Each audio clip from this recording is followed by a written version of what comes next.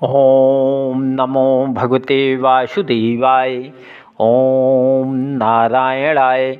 अगली कथा बलराम जी का द्विविध वानर को मारना। परीक्षित ने इतनी कथा सुनकर विनय किया, हे मुनिनाथ, कुछ लीला बलराम जी की और वर्णन कीजिए। सुखदेव जी बोले, हे राजन, जिस तरह बलदाऊ जी ने द्विविध वानर को मारा था वह कथा कहते हैं, सुनो। द्विविध नाम का वानर सुग्रीव का मित्र किष्किंधापुर में रहता था। वह 10,000 हाथी का बल रखता था। जब उसने अपने मित्र भौमासुर के मारे जाने का समाचार पाया, तब वह उनका बदला लेने के लिए बड़े क्रोध से द्वारिकापुरी को चला।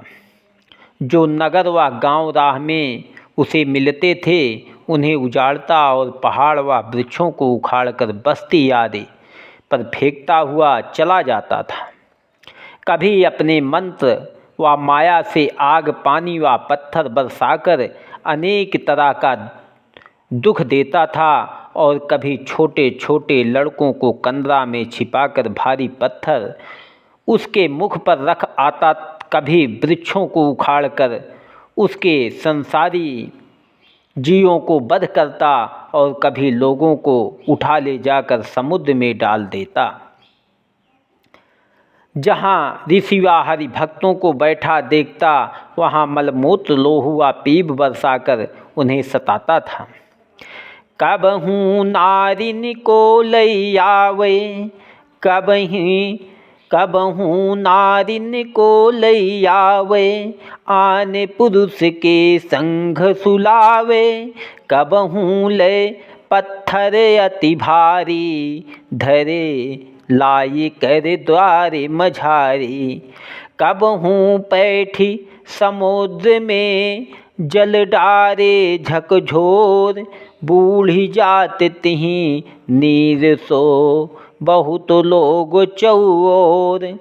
जब इसी तरह लोगों को दुख देता हुआ द्वारिका में पहुंचा और छोटा रूप बनाकर श्याम सुंदर के महल पर जा बैठा, तब उसके डर से मुरली मनोहर की सब रानियाँ अपना अपना द्वार बंद करके भीतर छिप गई। उन दिनों बलराम जी रैवत पर्वत पर गंधर्व व गंधर्वनियों के साथ कीड़ा व विहार करने गए थे। द्विविध वानर ने यह हाल सुनकर विचार किया कि पहले हलधर को मारकर पीछे से श्री कृष्ण जी का प्राण लूँगा। ऐसा विचारते ही उसने रैवत पहाड़ पर जाकर क्या देखा कि बलदाऊ जी गंधर्वनियों के साथ मदिरा पीकर एक तालाब में जल विहार व गान विद्या कर रहे हैं।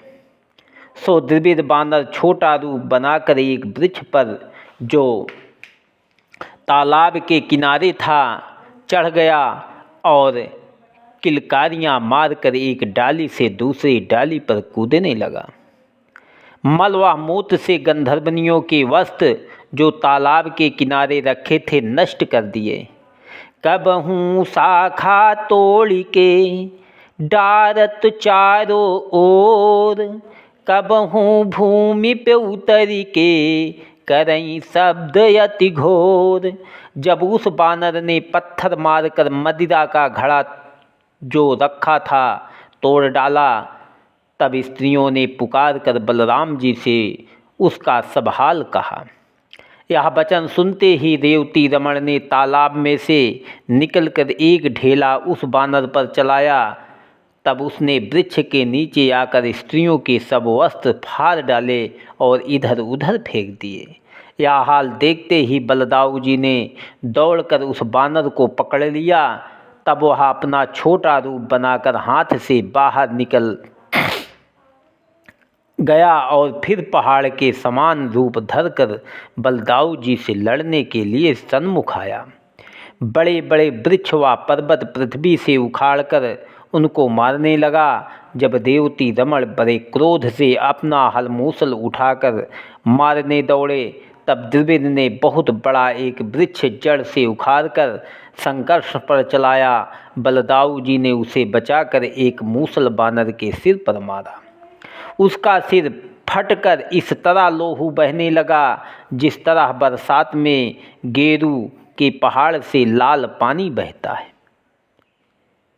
पर उस बानर ने सिर पटकने पर भी दूसरा वृक्ष उखाड़कर बलदाऊ जी को मारा तो रेवती रमण ने अपना मूसल मारकर वह वृक्ष तोड़ डाला। जब इसी तरह लड़ते लड़ते कोई वृक्ष या पत्थर वहाँ नहीं रहा, तब दोनों आदमी इस तरह बेधड़क होकर आपस में कुश्ती व मुक्का से लड़ने लगे कि देखने वाले डर गए। जब बहुत देर तक द्विविध बानर ने बलराम जी से युद्ध करके 2-4 मुक्का उन्हें मारा, तब बलराम जी ने सब स्त्रियों को उदास व घबराई हुई देखकर द्विविध के गले का हसवा ऐसा दबा दिया कि उसके नाक, आँख व कान से लहू बहकर वह मर गया। जब उसकी लोथ गिरने से पृथ्वी कांपने लगी, तब देवताओं ने बलराम जी के ऊपर पुष्प बरसाकर और उनकी स्तुति व बड़ाई करते हुए अपने अपने लोक को चले गए। आनंद सो श्री द्वारिका हलधर पहुँचे आए, पुरवासी प्रफुल्लित भये जो निर्धन धन पाए। इतनी कथा सुनाकर सुखदेव जी बोले, हे परीक्षित, द्विविध बानर त्रेतायुग से किष्किंधा में रहता था, सो रेवती रमण ने मारकर उसका उद्धार किया। ओम नमो भगवते वासुदेवाय। ओम नारायणाय नमः।